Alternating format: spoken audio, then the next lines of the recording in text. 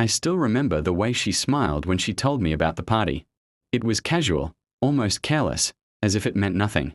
I told her I wasn't comfortable with it. Not because I wanted to control her, but because I knew the people who would be there. Old habits, old faces, and too much alcohol had already caused problems before. She laughed it off and said I was overthinking. "It's just a party," she said, rolling her eyes. I tried to explain calmly, choosing my words carefully, hoping she would hear the concern behind them. But the more I talked, the more distant she became. Like my voice was fading into background noise. That night, I sat on the edge of our bed while she got ready. The music from her phone filled the room, loud and confident. I told her again that I didn't feel right about it, that I needed her to choose us this time. She paused for a second, looked at herself in the mirror, and said, "You worry too much." Before she left, I gave her my last warning. I told her if she went, something between us would change forever. I didn't shout or threaten.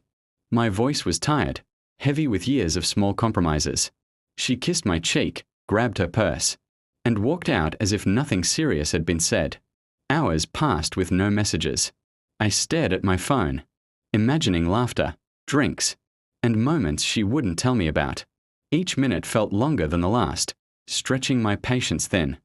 I realized I wasn't just afraid of what might happen. I was hurt by how easily she ignored me. She came home after midnight, smelling of perfume and smoke. Her smile was gone, replaced by irritation when she saw me waiting. I asked how the party was, and she snapped that I was acting like her father. That was when something inside me finally cracked. An argument exploded between us, louder than any we had before. She accused me of being insecure and controlling. I accused her of not caring about my feelings. Words flew back and forth, sharp and unforgiving, cutting deeper than either of us expected. Then she said something that changed everything. She told me she was tired of asking for permission to live her life. In that moment, I realized she didn't see my warning as love or concern. She saw it as a cage. And I saw that we were no longer standing on the same side. I told her my warning wasn't about the party. It was about respect, about choosing each other when it mattered. She looked at me with empty eyes and said she wouldn't apologize for going. That silence afterward felt louder than our fight. The next morning, we barely spoke. The house felt unfamiliar, like a place we were both just visiting. I knew then that the marriage we had been protecting with excuses and compromises was already broken. A week later, we sat across from each other and agreed to end it. There were no tears left, only exhaustion. My last warning hadn't ended our marriage that night.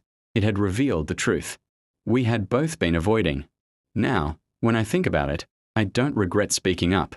I regret that it took a party for me to realize I was no longer being heard. Sometimes, endings don't come with betrayal or drama. Sometimes they come quietly. When love stops choosing you back.